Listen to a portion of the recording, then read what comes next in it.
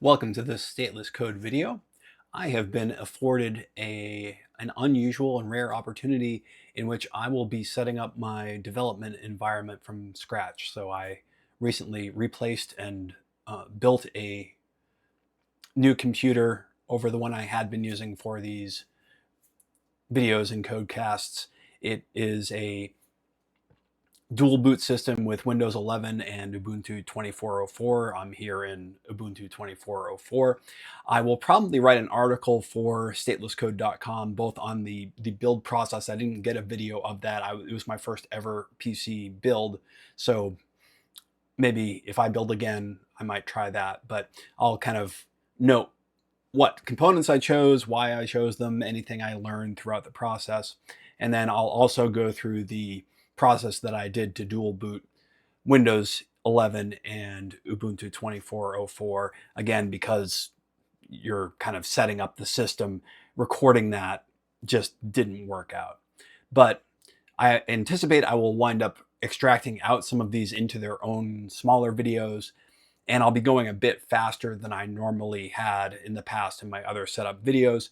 I will link to them so that you've got the ability to dive deeper if you wish, and we'll get going. So to provide some context, the first thing I'm going to get going is I'm going to install VS Code on my computer. I'm going to, in the recent video I did, I used the apt command line and the Debian package, which if I had a computer with as little storage as the one I was previously using to make videos, I probably would still go that route. This time I'm going to show something a little different. So VS Code is available in the Ubuntu Snap store. So we're going to just search for code here. You can see it shows up. We'll go with the stable version. Authenticate and install. So VS Code has been installed. I will click open here to launch it. Pull it onto the window here. And I went through some of this. I'm going to kind of add the extensions as I need them. We'll mark this done. And then I'm going to go into preferences and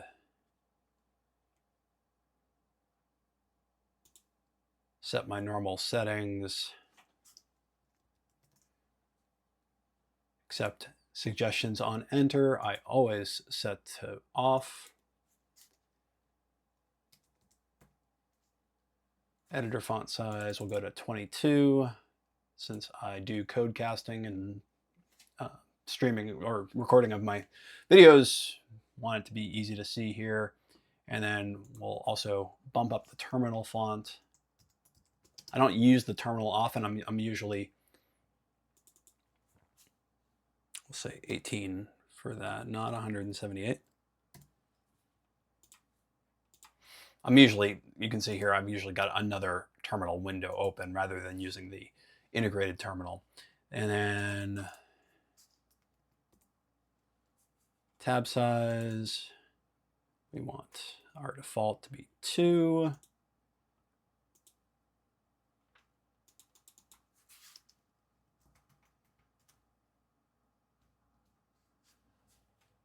Editor insert spaces.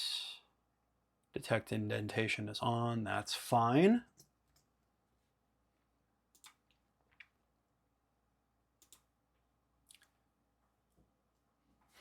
Open a folder just to get a sense. So I did get copy the files over from my old computer using the scp command. So I'll demonstrate essentially what I did here. scp-r code at old, and then if I wanted to do software development, that'll give us kind of what we wanted here. Home, stateless code, software development, you get the idea.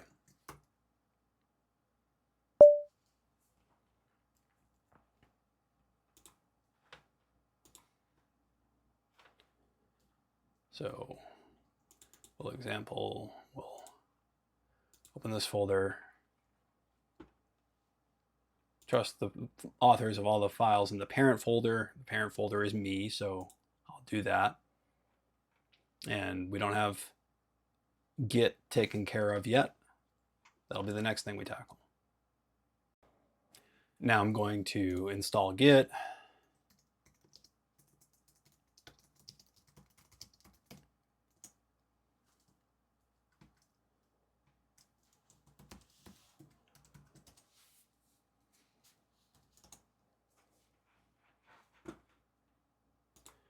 And I should have done that with the other things I need for libsecret. Paste those in.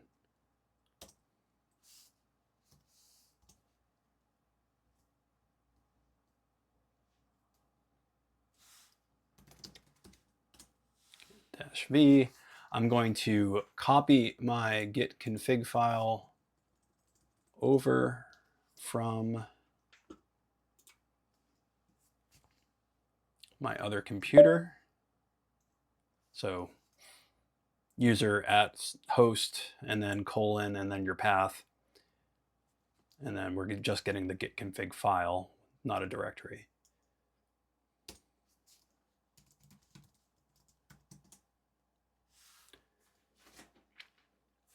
Now we'll say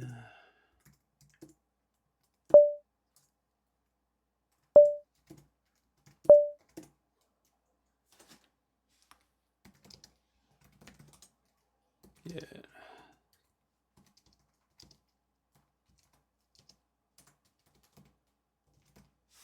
check out one of my personal repos here.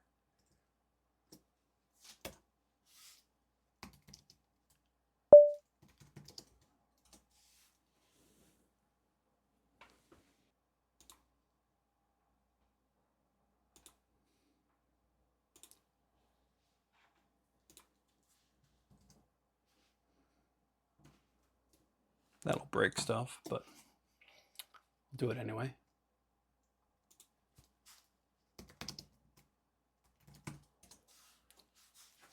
And let's see here. We're going to add a couple things here to my commit.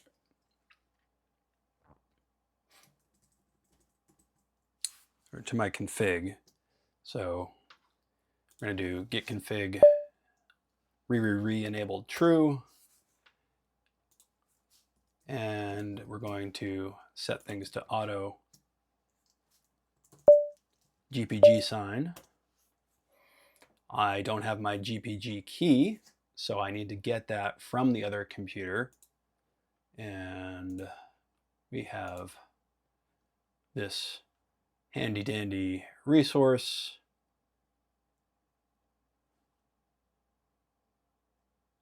I'm going to go the other direction. We'll clear here.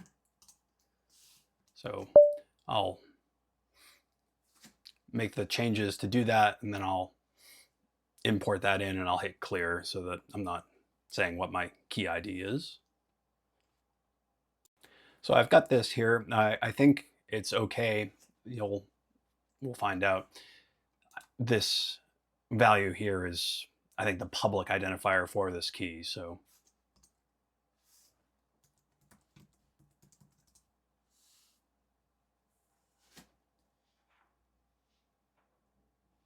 oh, that did not work.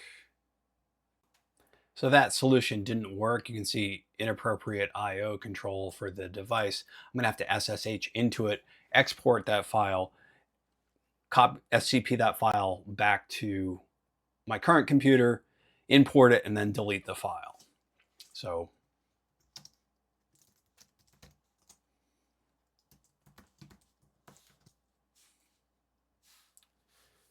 all right, and it's going to be essentially that same command that I was attempting earlier.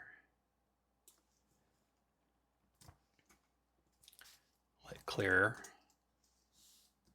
And then we're going to redirect the output to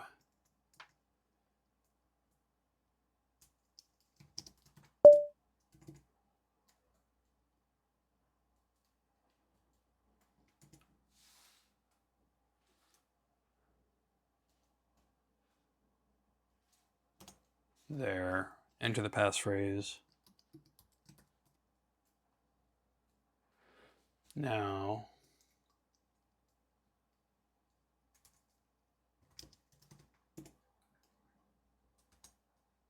all right, so we're going to take that, going to hit exit.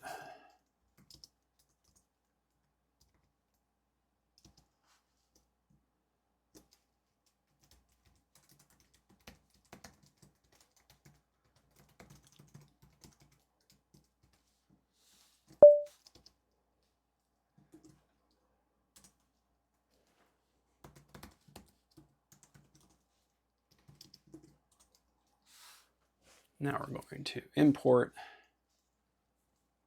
with the second half of that command.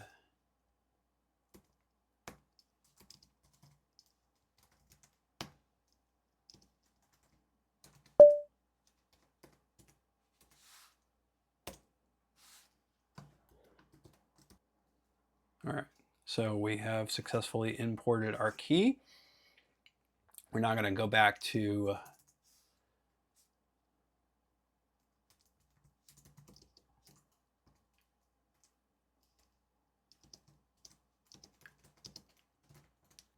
that depot,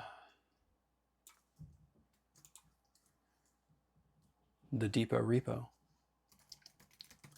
So now we'll do a git add git commit. I don't need to do the -S anymore.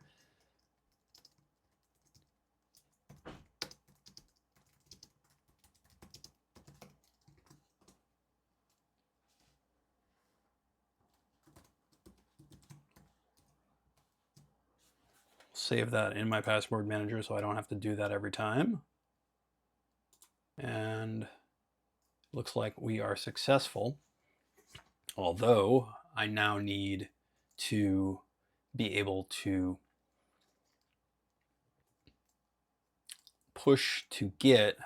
I do not have a current raw copy of my GitHub token, so I'm going to go into settings.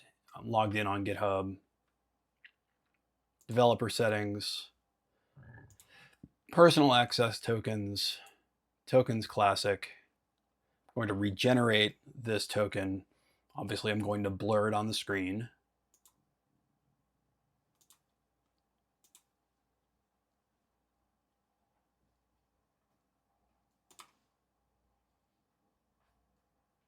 I'm going to copy that.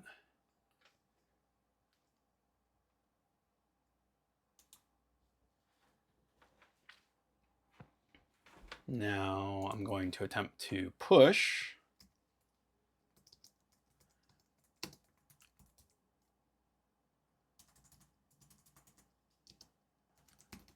Origin and temp git test.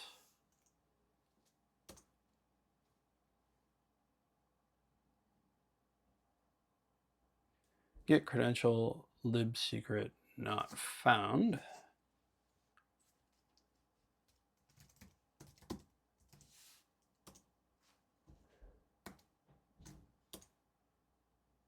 Although it looks like it worked.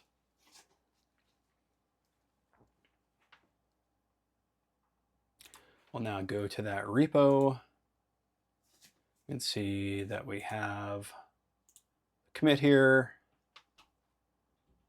and that commit is verified.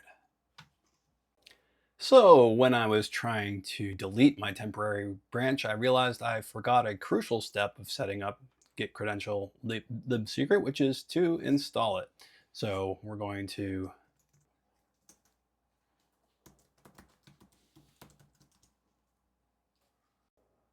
it's not an apt package, as the note here, I need to compile it.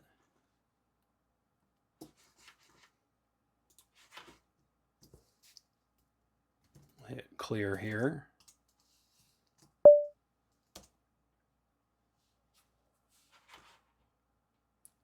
That was quick. Now I should be able to, we'll push the old branch back, paste in my token.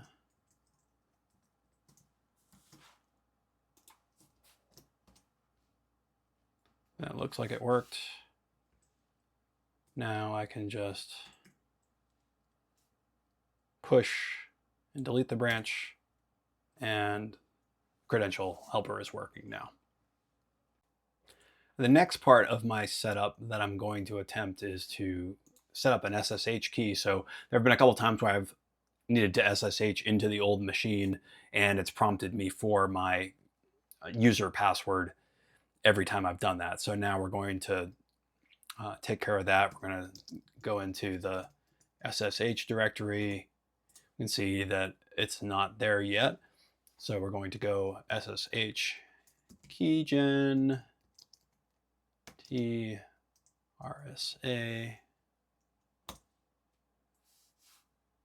go with the defaults, enter a passphrase. All right, so we've successfully generated the key. We'll hit clear here and ls. So now what we're going to do is we're going to take the public key. So id rsa.pub. This is very important. Don't show or paste your private key into another server. So we're going to call the cat command .pub. I'm going to take that value,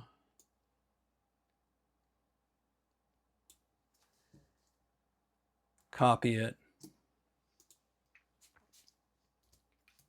hit clear again,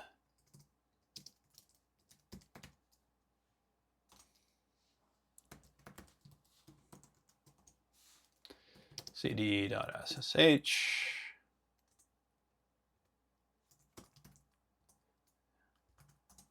and we're going to, looks like we don't have one, so we're going to do vim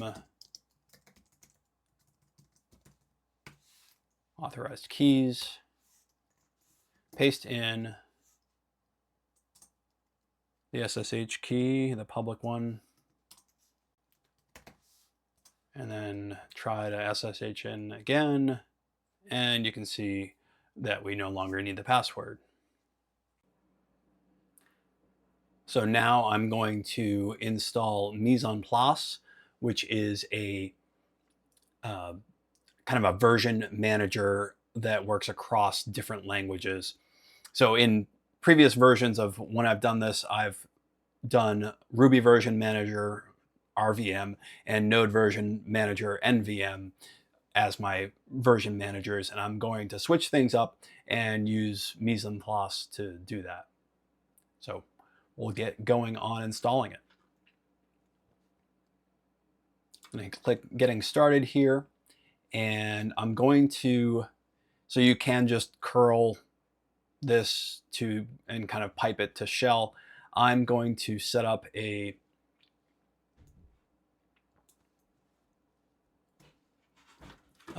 essentially I'm going to install it via apt rather than via piping it into the shell. So we will make sure our dependencies are taken care of. Then make sure we've got our key rings.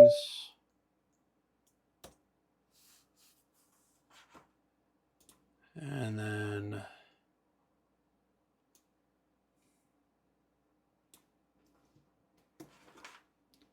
get the GPG key.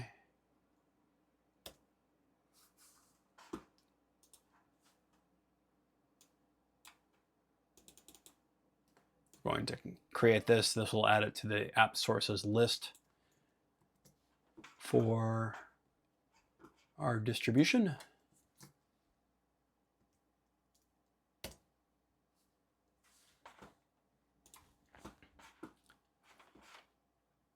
Apt update.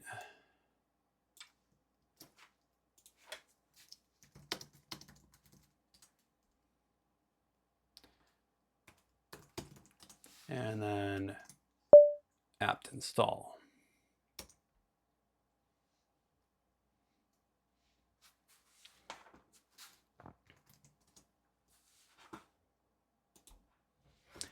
Now I'm going to get just a basic version of this working with Node and Ruby. You can kind of have different project level things using this TOML file. So, but it's going to be pretty simple. Now we're going to do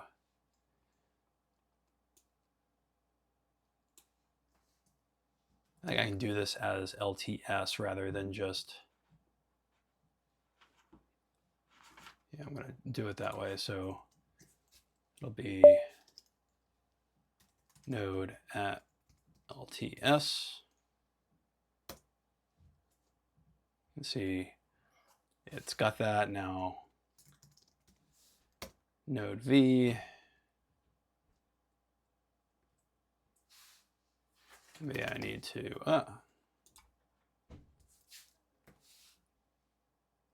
just close and reopen my terminal.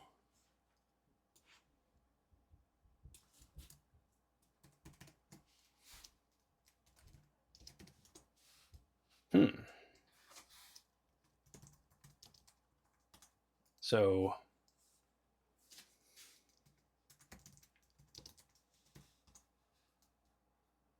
I feel like that's not in my path. So I found the problem. Even if you use apt in order to install mise, it is necessary to run this command to eval and activate the shell that you're in. So in this case, I'm in bash for Ubuntu. If you're in Mac, you do zsh. If you're in Windows, you do PowerShell. And you need to run that. You can see before node-v command not found. It's not in the path. Now, when I do it, it is in the path. And you can see, let's get that back. You can see that it's going to the kind of your home.local.share mise installs and all that, and it's finding it now. I'll do the same thing to mise use global Ruby at 3.4. So you can see it is installing Ruby. I don't know whether it, well, I guess we'll find out whether it installed all of the required dependencies for Ruby. So lib readline and some of those other things that I've shown in other videos. So I got an answer to my question. You do need to install the dependencies in order for mise to install Ruby. So you can see here it started working and then it failed to compile and errored out. So we're going to try it again. Going to install these. I've done other Ruby on Rails install environment videos that go into a little bit more depth on these. I'm just going to use the same set of install list of things that I did on my setup Rails 7 for Ubuntu 24.04.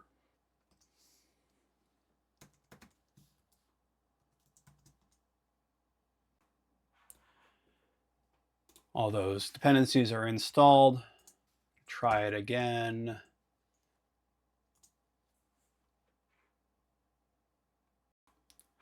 So with the dependencies in place, that succeeded. We're into IRB. That's all working. Wait, stop everything. This is Mike from the future. Mike from the future? Yes, Mike from the future. How far in the future? Like the next afternoon. Well, what's the issue? You've committed a terrible mistake. What is that? You see, you did mise-activate bash, but you didn't persist it to the bashrc file. So when you come back in the terminal and try to do Node or Ruby, it won't be there. You're right, that is a problem. Yeah, it's a good thing we caught that before we released the video. So wait, before you release the video, so you're really Mike from the past, not Mike from the future. Anyway, let's go and fix this. So you can see the example here uses ZSH, but we want to make sure that that winds up in our bashrc file. So we'll paste this in and adapt it.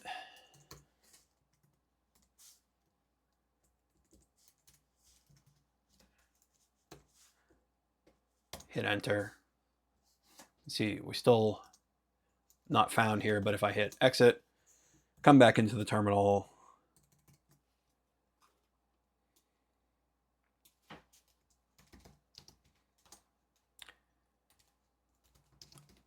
now we've got Ruby and Node working. I'm gonna see if I need to do anything about Chrome driver for my tests here.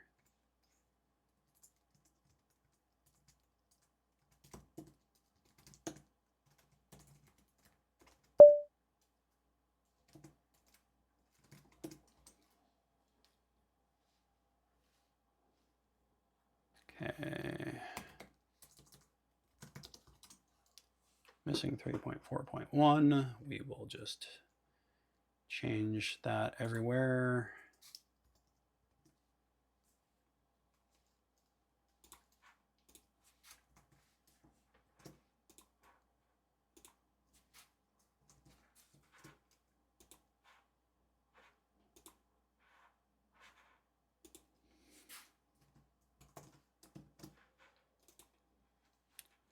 So if we can run a bundle install.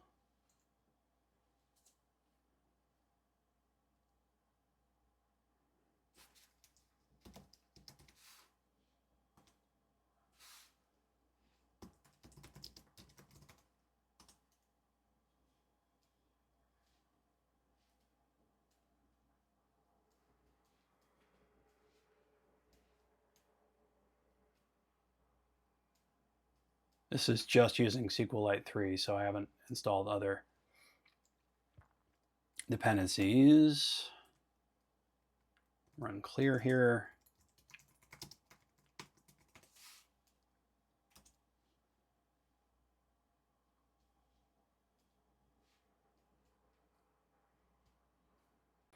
So attempting to run the system test resulted in just a hung up system state. Run the test without the browser tests. You can see that worked fine. So the issue is these tests are using Chrome driver and we don't have Chrome installed. So I've got Firefox and Chromium installed via snaps. I'm going to install Chrome itself via aptitude so that I have at least one browser that doesn't have the sandboxing. This will, at least 6 months ago, it was an issue for Salesforce, is that it couldn't handle things that were installed via Snap. So I needed at least one browser that didn't use the Snap sandboxing. Here we're going to go to download Google Chrome.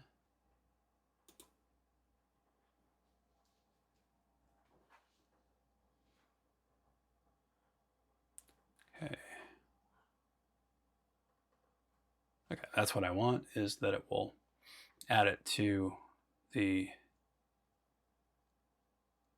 apt sources list.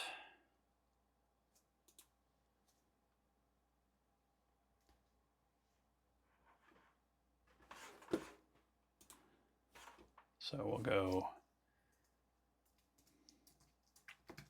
clear here.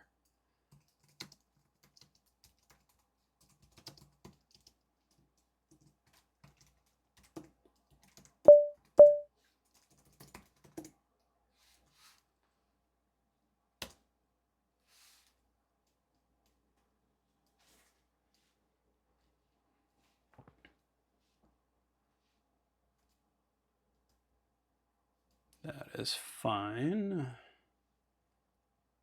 Let's see if that in and of itself solves our Rails test all problem, or if I need to install Google Chrome driver as a package separately.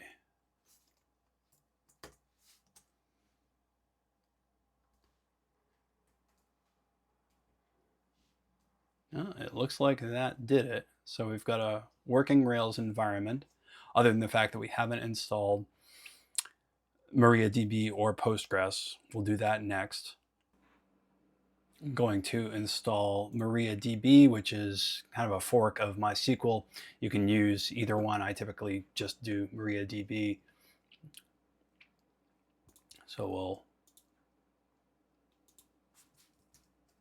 do this. This will allow it to use it for both Rails and the LAMP stack for PHP. So Linux, Apache, MySQL, and PHP for doing WordPress development.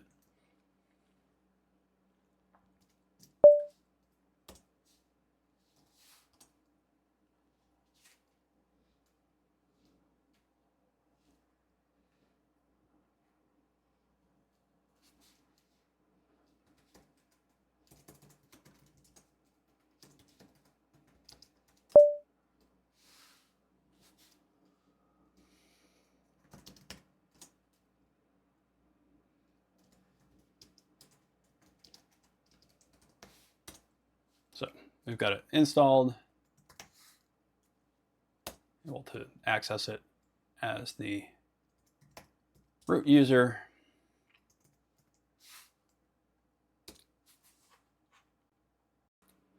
All right, now I'm going to install Postgres.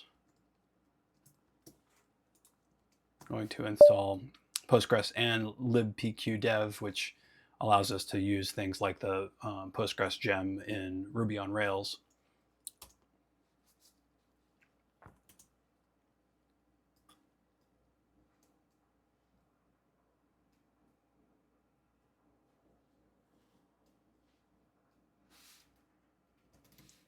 Seems to be successful. So I did this wrong. This is going to be sudo u Postgres, create user statelesscode. Now I should be able to database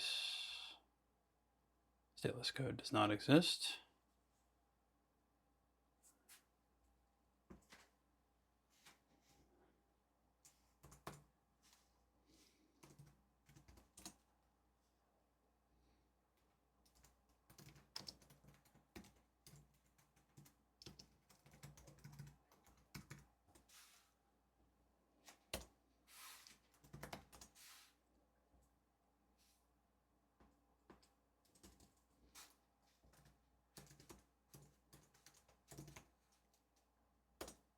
And we're in there. So Postgres version 16.6.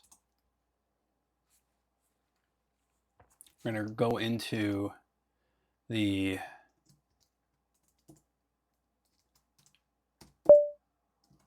nerddice.com directory, which uses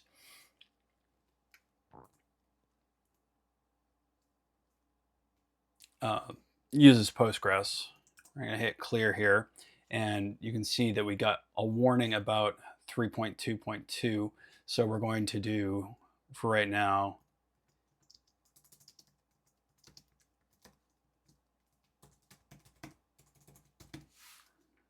use Ruby at 3.2.2. We'll install that. So we've got a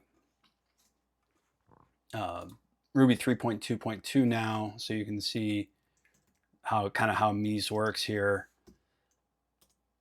Ruby.v 3.2.2. If I go up a directory,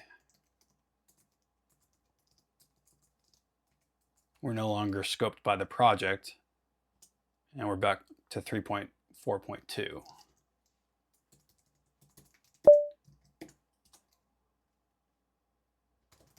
right, so let's see if we can do a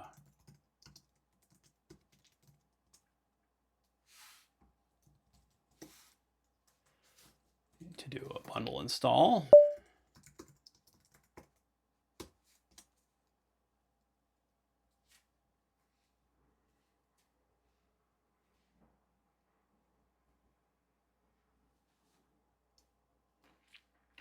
It's been a while since I've done anything with nerddice.com, so there's a chance that the tests won't run or anything like that. I'm just going to ensure that I can do a Rails DB create and migrate here.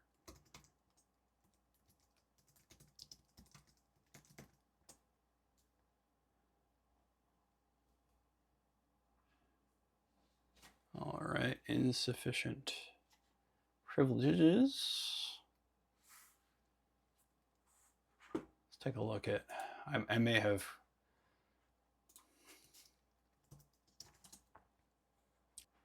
our user needs the create database permission.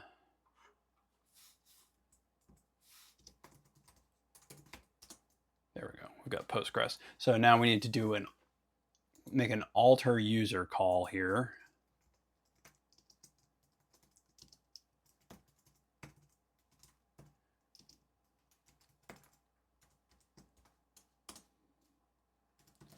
Exit out of it. See if we're still in nerddice.com. We're going to try to do another Rails DB create.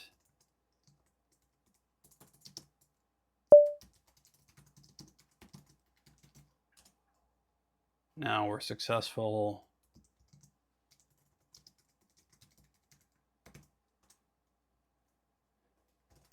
And I don't expect that this will work without any failures, but we'll try it.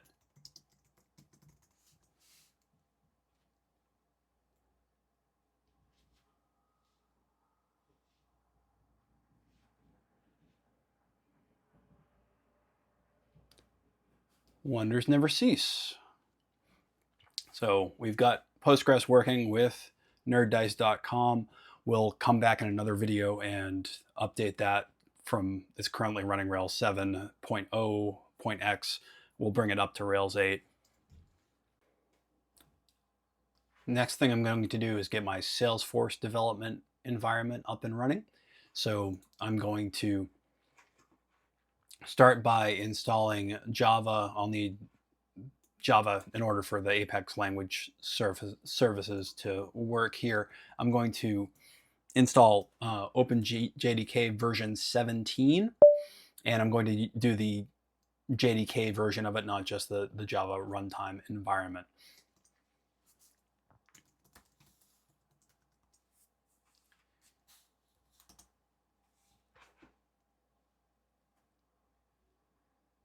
All right, and this is our Java home here. We'll use this after we install the Salesforce extension pack.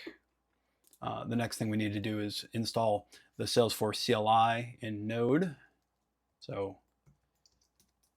got Node, we'll hit run clear here. mi global at Salesforce CLI.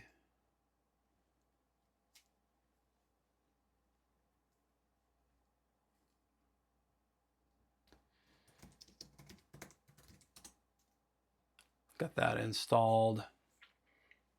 Now we're going to go into VS Code.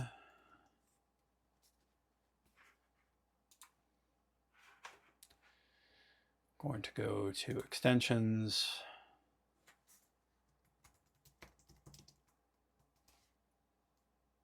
Extension pack. I want the expanded version of that.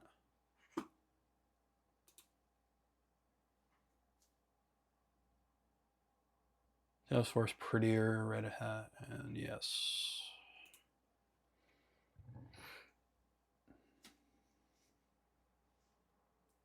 Do I really trust Salesforce? But I develop with them, so, or develop using their ecosystem, so I kind of have to a certain extent.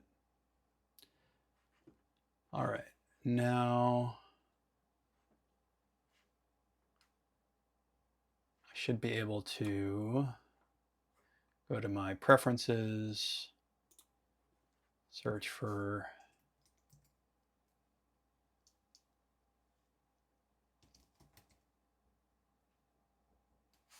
Salesforce Java Home.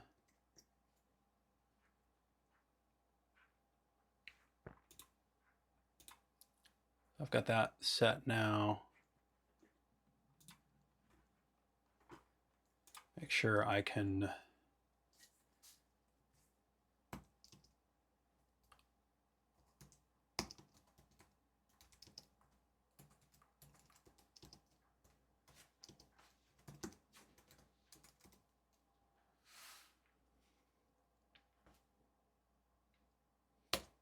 log into my,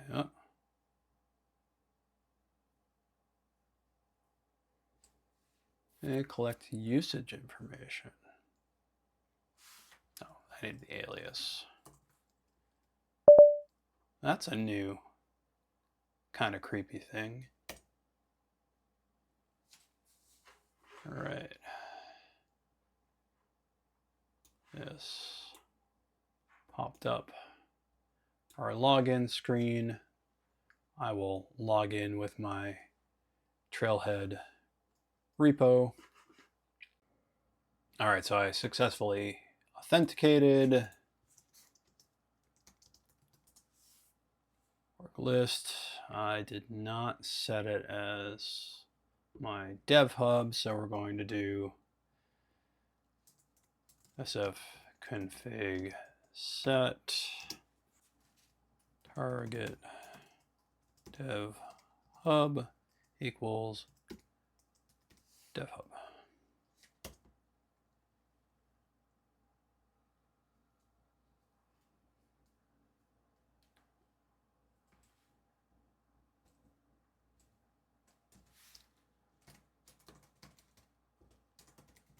Make it global. Hit clear here.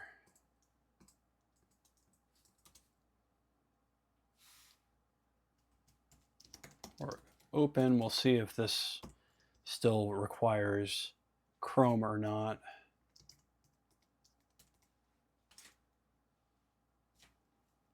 Yeah, file not found when trying to do it in Firefox. So we're going to go to Chrome. I'm going to deselect the usage statistics, but I am going to make Chrome the default browser so that I can open a Salesforce org from the CLI.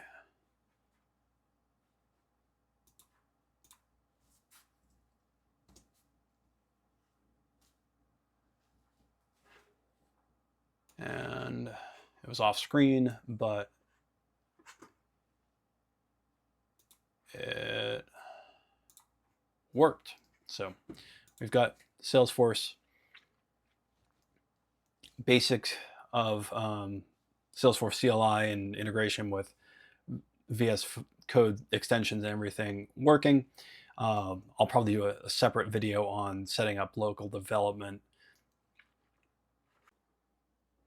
All right, so I'm here at docs.docker.com, and I'm going to install Docker.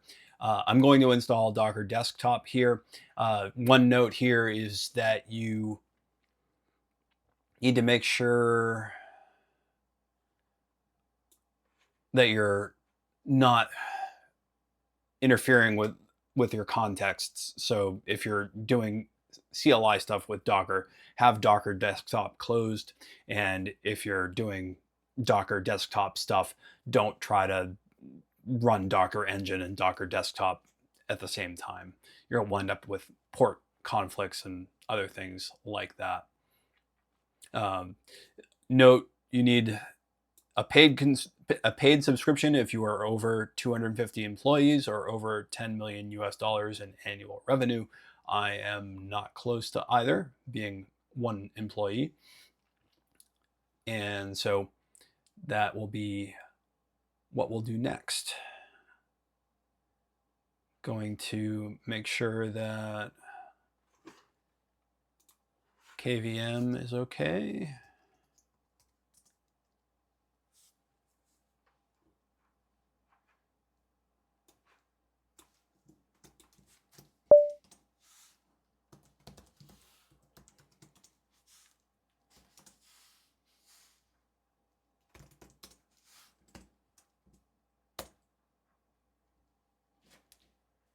KVM exists. KVM acceleration can be used. I have an AMD processor and everything is fine there. Let's just be thorough.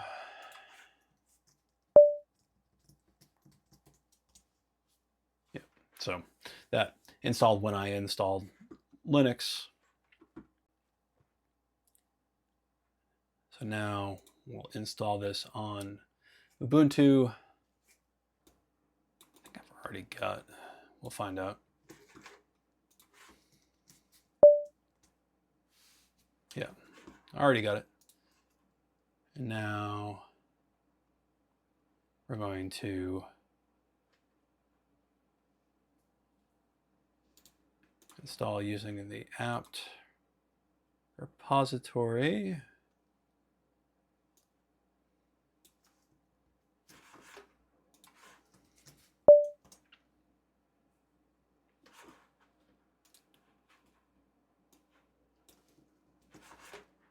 I think we've already got both CA certificates and curl. Yeah, they're already installed.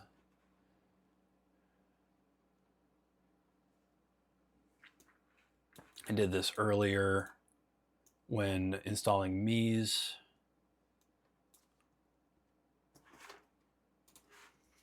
Add the Docker key.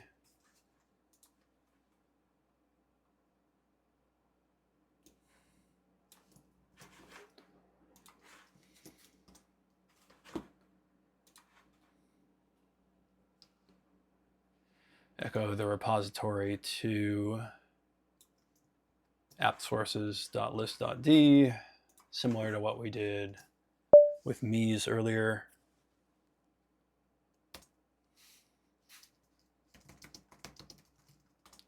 Apt update again. We can see download.docker.com is there. And then we'll just get the latest version.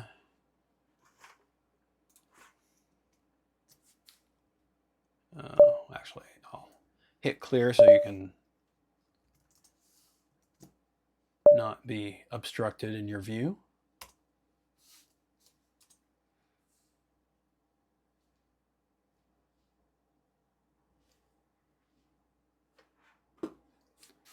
And then see if we can do hello world.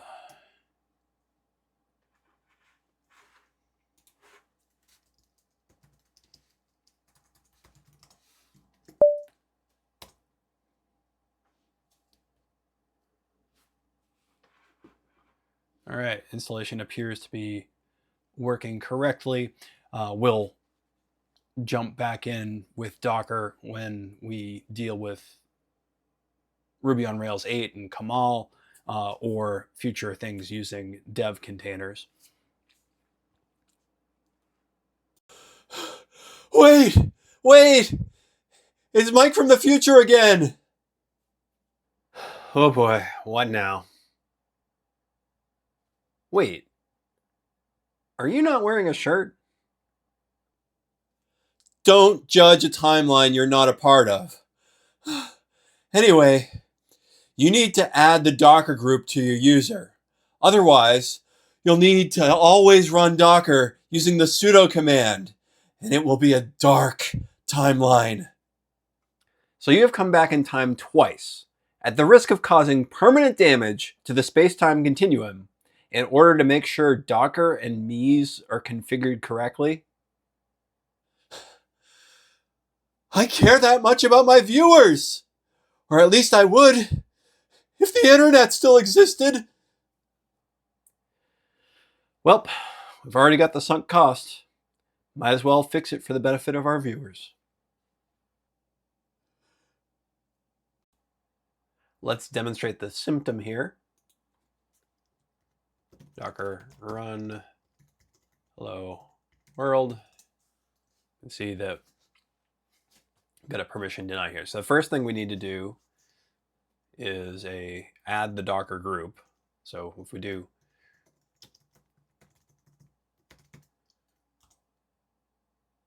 see it's there, and then if we just do groups, Docker isn't among them. So we're going to do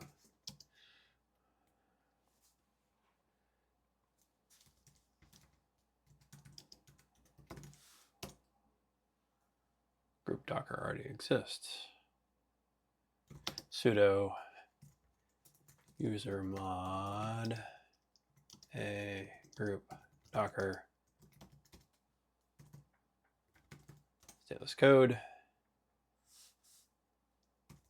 I might need to restart my terminal here.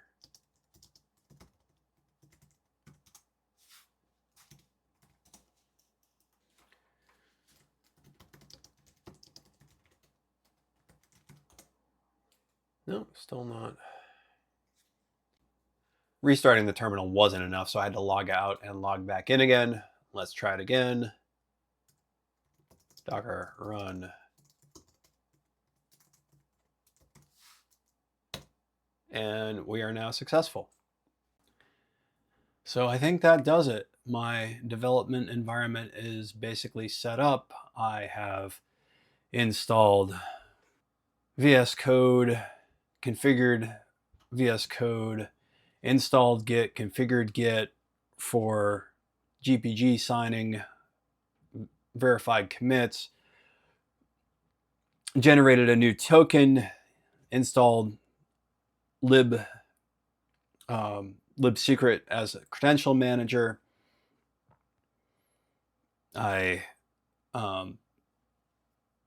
generated an SSH key, installed mise, used mise to install Node and Ruby, tested Ruby on Rails 8 with my Agile web development using Ruby on Rails 8 kind of training app, tested Postgres out on nerddice.com, installed and set up Postgres, MariaDB, Salesforce development environment, and Docker. So I'm sure there'll be other things I'll want to use to develop. I didn't touch the LAMP stack that is used for WordPress development.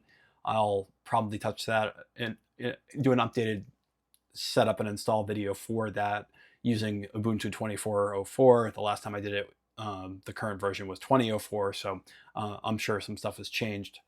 We'll get to that if and when we go back and do some WordPress development. Thank you for watching. If you've endured through this, we will use this now to continue on with development, and I'll probably extract smaller videos out of this that or clips from this to kind of piece together for other setup videos as needed. Be sure to hit the like and subscribe. Thank you for watching. Thanks for watching this Stateless Codecast. Be sure to like, comment, subscribe, and spread the word. You can follow us on social media at Stateless Code. Until next time, keep coding and don't aggress against peaceful people or vote for others to do so on your behalf. Hack the state.